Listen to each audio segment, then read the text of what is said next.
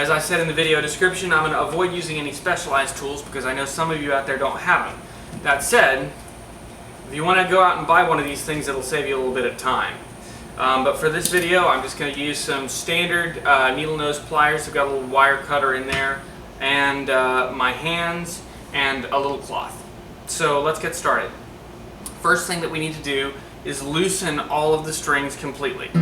So basically this is just tuning them down, tuning it down until I can take the string off the peg by unwinding it the rest of the way, and then pulling it on out, like that. Alright, one string loose.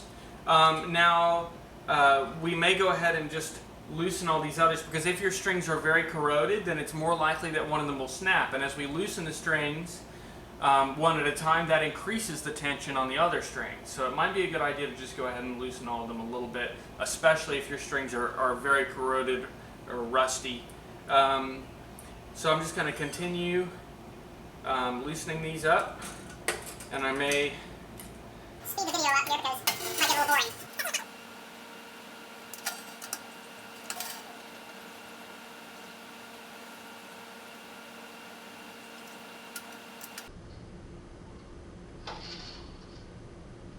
Alright, so I don't know if you just saw that, but this one actually just broke on me. So despite the fact that these strings may not have looked very corroded to some of you, they needed to be changed. Yeah. And I was loosening it when it broke too.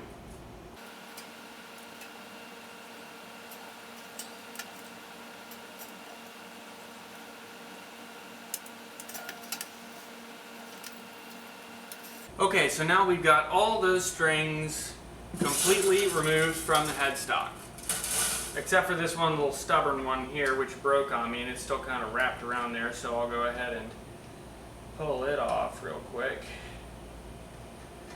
Alright, there we go. Headstock is completely clear. Next step, we're going to remove the strings from the bridge. Now the strings are held in by little pins, and these pins basically there's a ball at the end of the string, a little bead that sits in front of the pin, and basically the pin keeps the string from being able to pull out despite the high tension that the strings are under when they're strung up and tuned. So there are special tools that you can get for this part, but again, I'm not going to be using anything special for this lesson here. You can use a little bit of cloth or paper towel or something to help push these out from the inside, which can also actually help to kind of extend the life of your bridge pins, because you're not putting a lot of stress on them by pulling on them from the top. So I just got some paper towel here. I'm going to stick my hand in the guitar and feel around where I can feel the pins down there at the bottom, and then just gently push up with my hand over them on the top so they don't fly. And basically I just get them all pushed up like that, and then from there it's a piece of cake to pull them out and set them down right over here while they wait to be put back in the guitar. So now that we've got all those out, we can just lift the strings out, give them one coil or so if you want to keep them from getting tangled up with everything in the trash, and throw them away. But before we do that, what is going on? These things are so tangled up. Alright, well that was weird.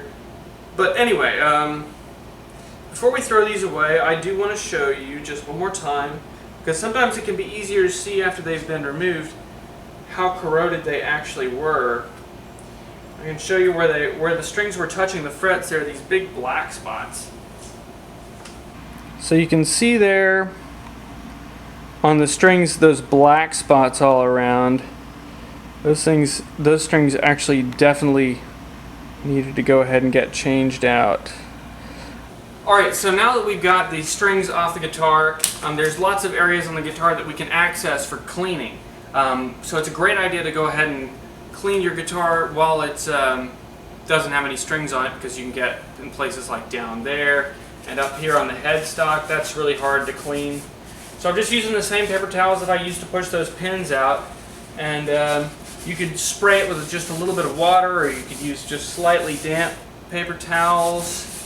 But just go ahead and wipe that down. Basically just getting the dust off it. And that looks pretty nice. Now, let's talk about new strings.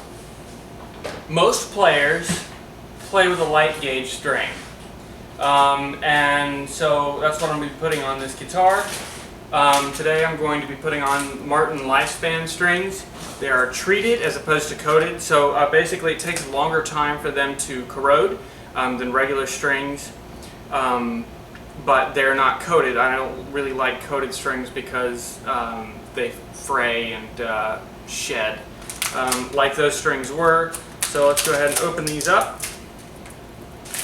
Alright, strings, individually packaged in their own little envelopes.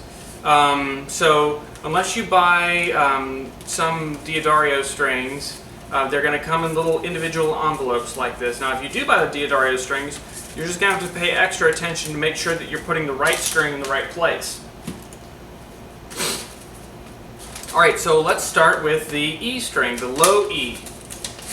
Here is the string. Be careful when you remove it from the package because they can kind of spring open like that, and you don't want to hit yourself in the eye or something like that.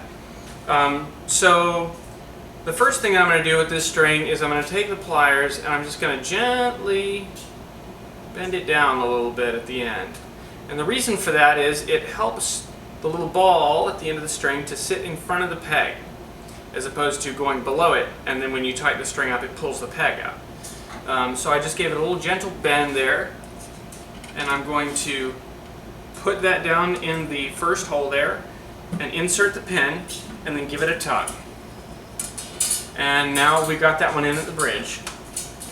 And the little tug there can help to go ahead and seat that ball in front of the peg.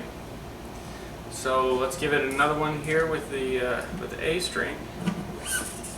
There we go. I'm figuring that you're getting the idea by this point, so I'm just going to go ahead and put the rest of these in, and I will see you in just a second.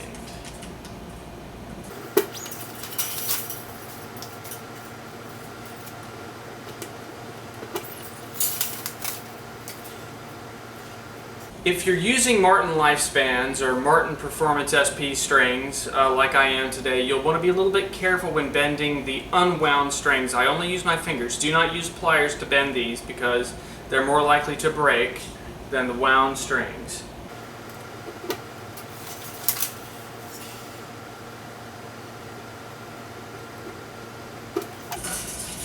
Alright, so now we've got all those in. I'm going to lay them on the other side of the neck there, just for my own ease.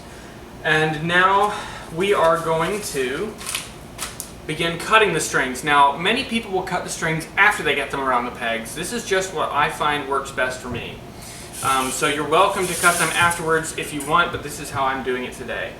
First thing I'm going to do is pull out the string and lay it down in the nut slot like that. Now I know that this string is going to be wound around that peg, so I'm going to cut it at the next peg down.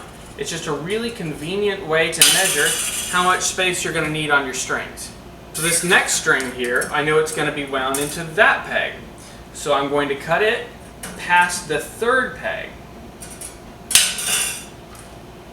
And so on. This one is going to go into the third peg, so I'm going to cut it past the headstock. This one is going to go into that third peg right there, so I'm going to cut it past the headstock. The B string is going to go into this peg right here. So I'm going to cut it past the third peg, or the G string peg. And this high E is going to get wound into that right there. I'm going to cut it about halfway between the B string peg and the G string peg. The reason being, the high E is basically, it slips out of the peg more often, so we sometimes need a little bit of extra wrap to keep it holding tightly on.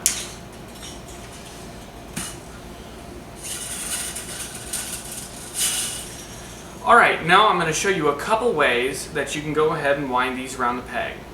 The first way is to feed the string through just a little bit and then just start winding.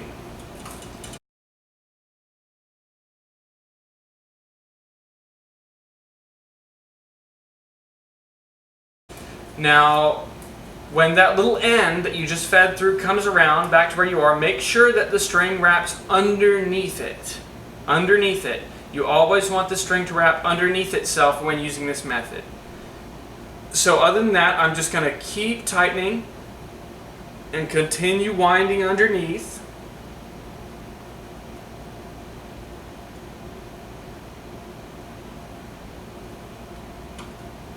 Then when it gets tight enough, I'll go ahead and lay that string in the nut slot there and continue tightening just until it starts to make noises. Now if you have really loose bridge pins, you might want to hold the bridge pin in as you do this, just in case. Alright, so that is making a note now, so it's good to go for right now. This next one, we'll go ahead and do the same on. So just feed it through, and then just continue tightening, and when the little end comes around, make sure that you wind below it. Go ahead and lay it in the nut slot.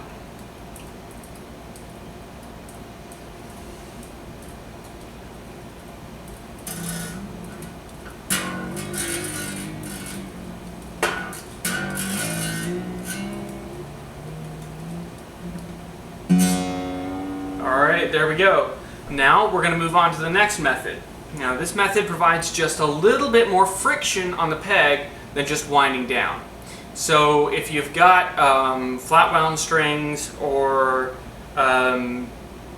if you have less space between your pegs, so you have a little bit less room, you might want to use this method. Now in this method, I'm going to start the same way. I'm just going to feed the string through and begin winding. But when that little end comes around, the first time I'm going to wrap over the top of it. And the second time, I'm going to wrap under it.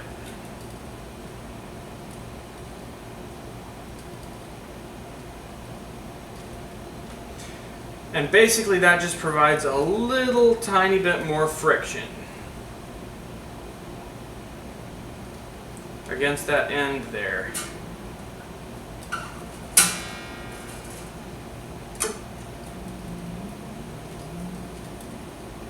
Alright, that's making a note. So we are good to move on to the next string. Now let's look at something called string locking. Lots of people who are paranoid about their strings coming off the pegs use string locking. I have found that in the vast majority of cases it is unnecessary. However, Martin recommends it, and that alone is reason enough for me to demonstrate how it is done. The first thing I'm going to do is go ahead and feed the string through the peg a little bit. So maybe I have an inch or so past the peg. Now I'm going to bring the string around inside the peg, towards the inside of the headstock there. Now this is just the end that I'm manipulating right now, and I wrap it around a little bit like that. So I'm going to bring the camera over so you can see what I just did. So right now, as you can see, all I did was I fed the string through, and then I wrapped this string around the front and took it under the string. The next thing I'm going to do is basically pull that string over the top there. So it was underneath, and now I'm just pulling it over the top, and I'm going to hold it there and wind. So basically what that's going to end up doing is it's going to push that string right there, the end that's going to, the playing end, it's going to force that over the little loop that we made, and that's going to create a knot, which provides a massive amount of friction. Okay, so like we said, we've fed it through, we've wrapped the little end around the peg the opposite way that the other side of the string is going to be wound, and we pull that over the front. Now all we have to do is wind it. And as I said, that basically clamps the little loop that we made down, and it provides a huge amount of friction. So this string is never going to ever come off this thing. As a matter of fact, one of the reasons why I don't personally string lock very often is because it makes the strings a lot harder to get off the peg when it comes time to take the strings off the guitar. So that's one of the reasons why I do not do that. I also have just not really found that there's ever much of a reason to do it. So with string locking, you've got this nasty little end left over. So you're just going to want to get in as close as you possibly can to the peg and go ahead and clip that, like so. So now that's one string locked, and I'm going to string lock these last two as well, so we can just continue going over this. So again, the first thing that I'm going to do is put the string all the way through with about an inch to spare, and then I'm going to wrap it around the inside of the headstock and then over the tail end of the string that's going to be the playing end. Then all we have to do is just wrap, and for the wrapping you're just going to wrap down below the string like we did at the very beginning on the low E and the A strings. So you're just going to make sure you wrap below and just tighten that on up.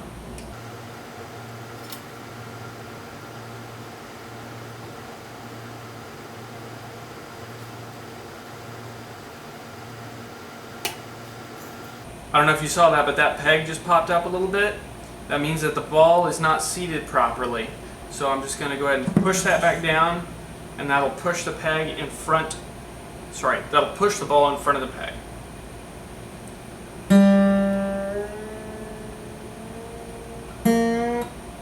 Okay, last string. So you may have noticed I'm orienting the hole in line with the headstock. The hole in the peg in line with the headstock. That just makes it a little bit easier to string lock. So the string goes around on the inside.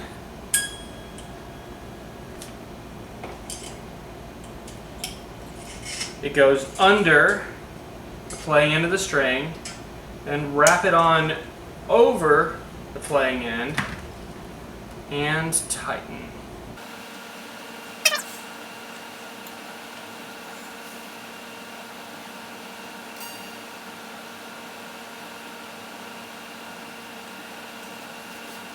And because we left some extra slack on this string, it's going to take longer to tighten it, unfortunately.